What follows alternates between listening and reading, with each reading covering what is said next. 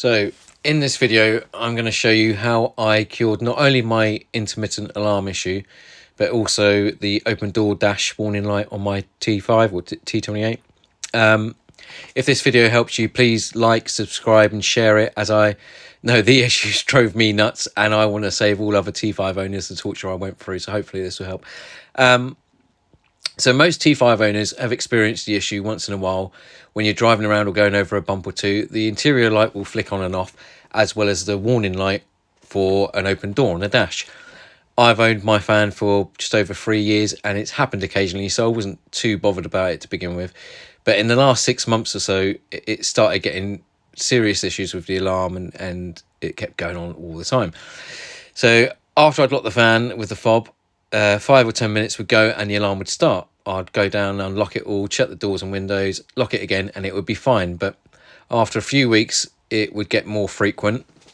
Maybe from once a week, it would be 3 or 4 times a week, and eventually becoming such an issue, it would happen about 8 or 10 times a day, and it was driving me nuts. So it also happened twice during the night as well, which I didn't hear. So in the morning, I had a dead battery, which was a pain. So my first thought was, right, I'll change the battery, because perhaps, you know, an older battery, the drop in voltage might be enough just to trigger on the alarm, which I did, but it didn't cure the issue. So I did what I normally do. I went online, went on some forums, watched some videos, try and find some answers. Couldn't find anything. Spoke with my mechanic intensively trying to solve it. Checked various things, but in the end it seemed like the only way to cure it would be to take it to an alarm specialist. Now at the time I didn't have the time or the money, so as a temporary fix I started locking the van from the inside using the central locking button on the driver's door, which meant climbing out through the passenger side door and locking that door manually. But it meant that all the doors were locked and the alarm wasn't activated. So just a temporary fix, but that's all I could do at the time. And I found over the next few weeks, whilst I was using the van or whatever, the open door warning light was coming on more and more, and it would flicker on and on, or it'd stay on for a minute or two and then it would go off. And it wasn't only when I was driving around. If I was sat in there having my lunch and I had the ignition on and radio on, all of a sudden it might just come on for a minute or two and go off, or it would come on and stay on.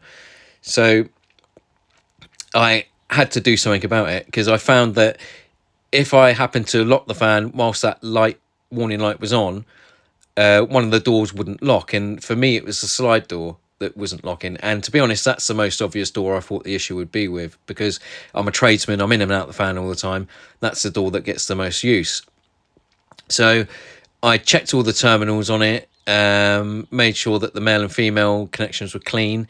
It made little difference really. For a day or two it might have been slightly better, but the warning light kept coming on and eventually it stayed on continuously and would not go off. So again, googled the problem, went on some forums, watched some videos, but none seemed to apply to my van. They all seemed to have a switch on the frame, which was the door switch, and that would stick, causing the issue, and they were able to free it up and it would resolve it. But that wasn't the case with my fan. And I also read that it could be the central locking box underneath the driver's seat or corroded wires near that unit, but I didn't want to mess around taking all that apart unless I really had to. So getting desperate-ish, and the most obvious thing to me seemed, and probably the cheapest thing seemed to be, was to replace that male and female connector. So I priced up some replacements, made the order, but then that afternoon, as I had nothing to lose because the door wouldn't lock anyway, I took both those connections out and I tried them in and out of position to try and see if they were connecting well. On the female part, there's springs that hold the 6 connectors out, so I made sure they were springing okay and free.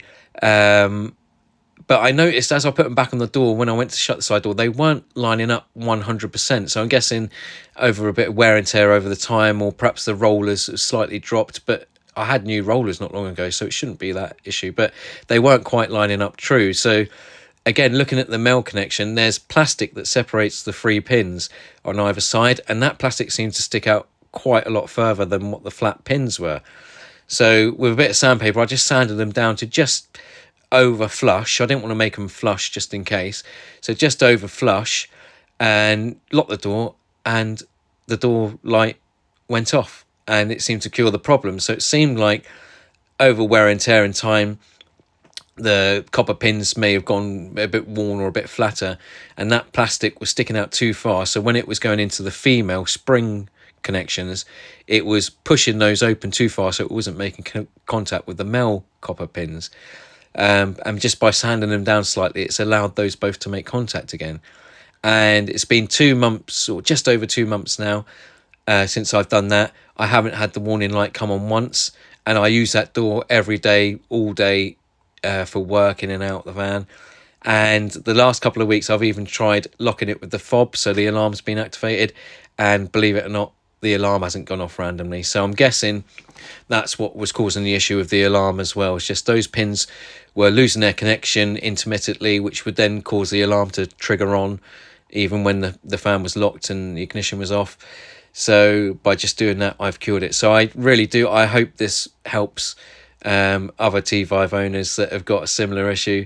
If it does, let me know in the comments. And if this video has helped you, like I said, like it, subscribe, and hopefully your T5 issues will be resolved. Incredible.